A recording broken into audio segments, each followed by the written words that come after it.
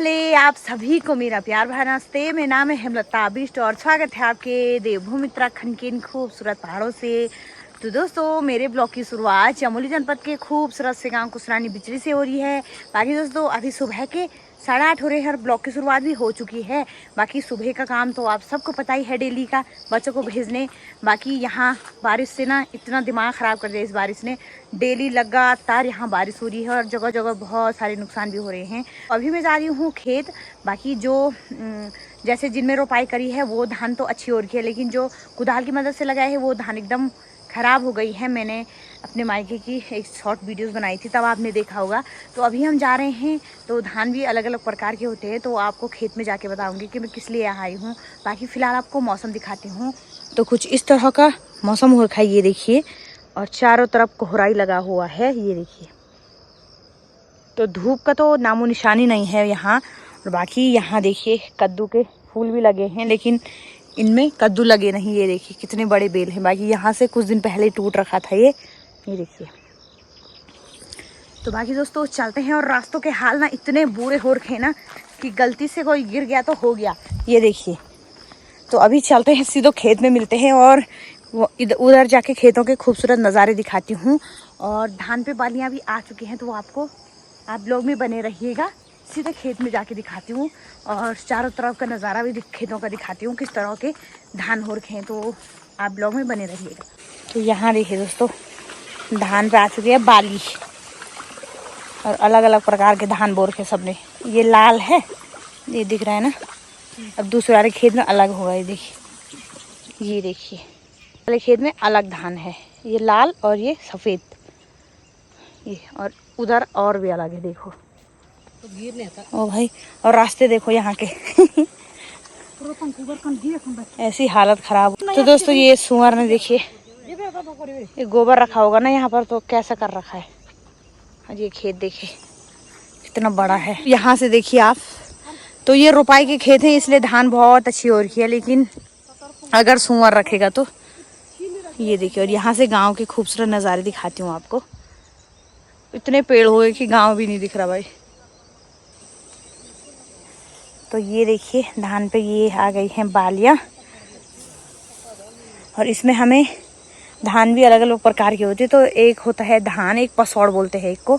तो वो खेत में जाके दिखाऊंगे आपको। दोस्तों यहाँ नीचे हमारे खेत, और हमारा कुत्ता भी हमारा बॉडीगार्ड है, डेली आता है हमारे साथ। बाकी ये देखिए झंगोरे की बालियाँ, झंगोरा भी हो गया। और ये है कौड़ी, 2 प्रकार के होते हैं, झंगोरा और कौड़ी। तो जब ये पक जाता है तो एकदम काला हो जाता है। अभी तो बहुत हरा है ये, और झंगोरा भी कुछ दिन में पक जाएगा। पक के गया ये देखो। हाँ, ये अब चिड़िया ले गई, देखो ये हाल है वही। तो करो बल मेहनत। और झंगोरा काफ़ी महंगा है, और हमारी इधर से पता गाय के पींड के काम आता है ये, और शहरों में इतना महंगा मिलता है ना ये।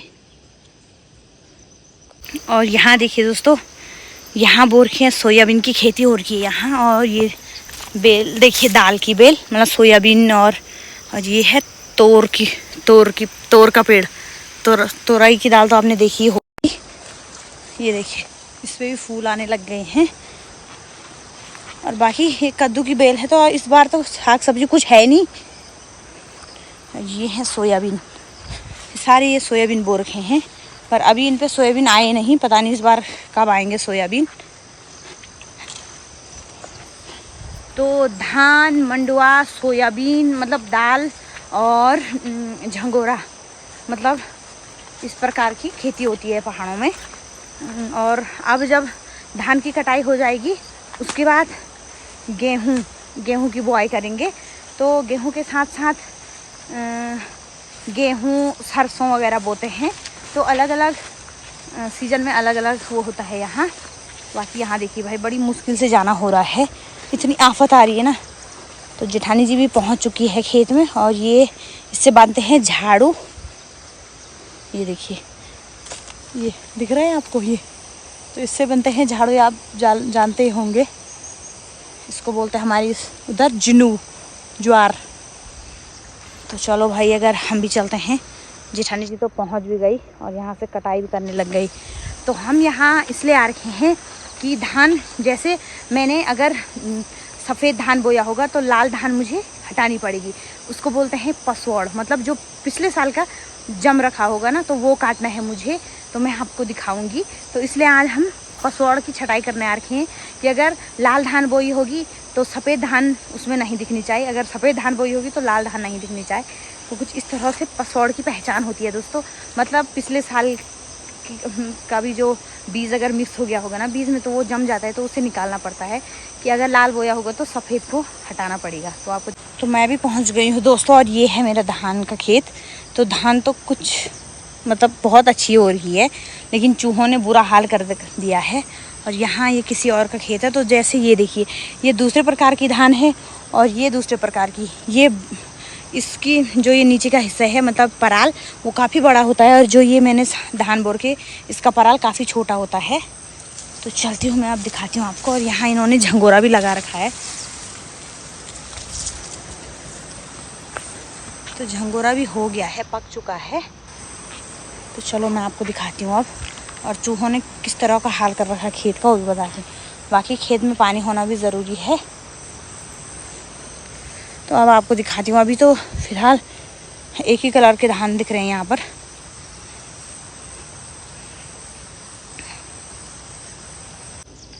तो दोस्तों अभी तो मुझे कुछ नहीं दिख रहा है, लेकिन खेत के मतलब धान के अंदर जाके देखती हूँ मैं। अगर ये धान छोटे हैं तो जो बड़ा इनसे बड़ा ऊपर को हो रखा होगा ना, जो बाली ऊपर को आई होगी, उसको काटना पड़ेगा, क्योंकि वो दूसरे प्रकार की धान है। तो जैसे मैंने छोटे धान का बीज बो रखा है, तो बड़ी धान नहीं होनी चाहिए इसमें, वो मतलब अलग हो गया, तो उसको मुझे हटाना पड़ेगा। तो जब मैं धान काट के लाऊंगी तब आपको दिखाऊंगी कितने अलग धान मिले मुझे। तो दोस्तों धान की निराई भी करी मैंने थोड़ी बहुत, और यहाँ धान के अंदर ना इतने सारे चूहे लग चुके हैं, पूरी धान ऐसे काट रखा है ना। बाकी मुझे इसमें कोई पसौड़ वगैरह नहीं मिला। पसौड़ बोलते हैं उसको, जो अलग धान रहती है। कान में क्या है वो सारिया। और मैं आपको दिखाती हूँ कि यहाँ जो धान में खरपतवार होती है वो निकाला मैंने। तो एक छोटा छोटा पुल बना दिया है मैंने, ये देखिए। तो ये धान के अंदर से आया, तो पसौड़ इसको बोलते हैं। देखिए दोस्तों, ये अलग धान है ना, ये दिख रहा है आपको। इस वाले खेत में ये है और ये अलग, देखो कितने अलग हैं दोनों। तो इसको बोलते हैं पसौड़। तो इसको मैंने निकाल दिया है।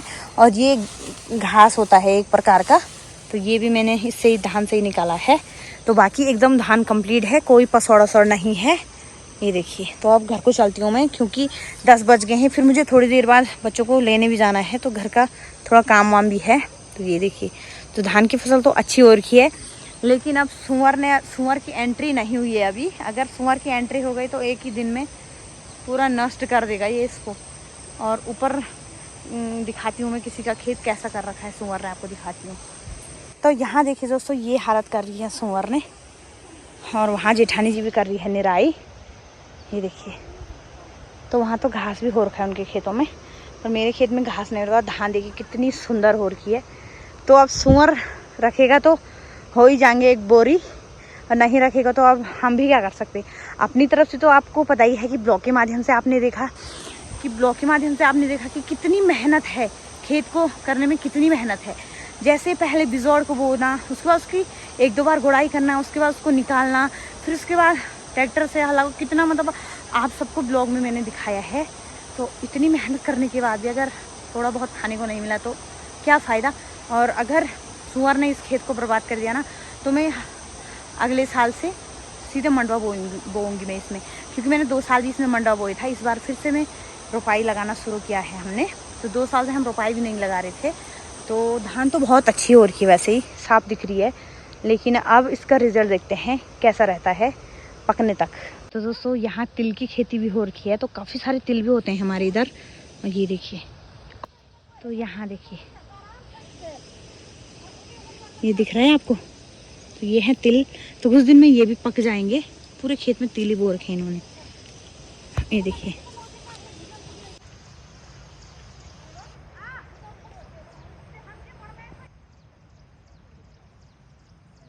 तो दोस्तों आ चुकी हूँ मैं खेत से।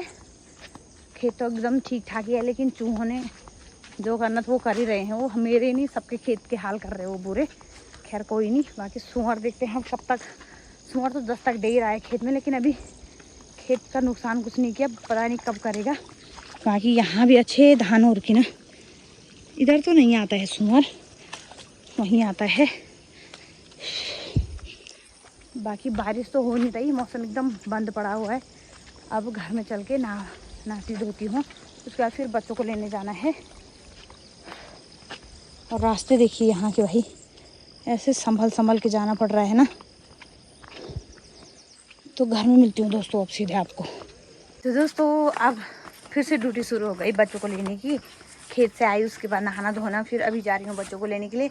और आज मेरी मम्मी भी आ रही है, तो मम्मी ने बोला है कि मार्केट आना है, तो वहाँ चलती हूँ पहले, फिर बच्चों को लेने भी जाना है। तो बच्चों की छुट्टी हो गई और बच्चों की मम्मियाँ देखिए, बच्चे कम और मम्मियाँ ज़्यादा। तो दोस्तों हो गई बच्चों की छुट्टी, देखो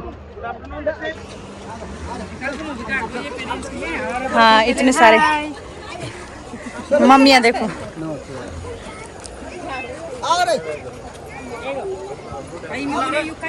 प्रणाम कौन करेगा? प्रणाम। आयुष भी आ गया देखो। प्रणाम प्रणाम। चलो नानी आ रही है, नानी आ रही है उधर, चलो। तो दोस्तों मार्केट का सारा काम हो गया है, जो काम मम्मी का था वो भी हो गया है।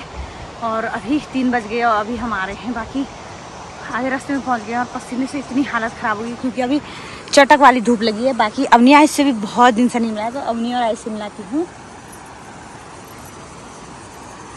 तो ये रही अवनी, हेलो बोल। और ये रहा आयुष, बोल क्यों नहीं रहा है? मुंह में क्या फेंक, गंदी बात, गंदी चीज़। और इन्होंने अभी कपड़े उतार दिया, इसने तो पैंट भी उतार दी है क्योंकि बच्चों को लग रही है गर्मी। तो क्या पढ़ाई की आज स्कूल में? क्या पढ़ा तूने स्कूल में? ABCD। तो दोस्तों बच्चे बोल रहे कि मम्मी बैठ जाओ थोड़ा देर, क्योंकि अभी थोड़ी धूप लग चुकी है, तो इतनी गर्मी लग रही ना, अगर धूप लग रही तो। बाकी काफ़ी देर मार्केट में भी रहे और आज मार्केट में ही कुछ खा लिया है। अवनी आयुष ने मोमोज खाए और मैंने भी। एक दिन ऐसा नहीं होता जिस दिन हम मार्केट में कुछ ना खाए। बाकी थोड़ा बहुत काम था, फिर बिल वगैरह जमा करना था मम्मी ने, तो वो भी हो गया है। बाकी चलते हैं घर को। अब देखो अभी मौसम, ये मैंने आपको दिखाई, इतना साफ दिख रहा है मौसम। और शाम को आपको दिखाऊंगी मैं कितनी तगड़ी बारिश लगती है। अब आजकल ऐसा ही हो रहा है भाई यहाँ।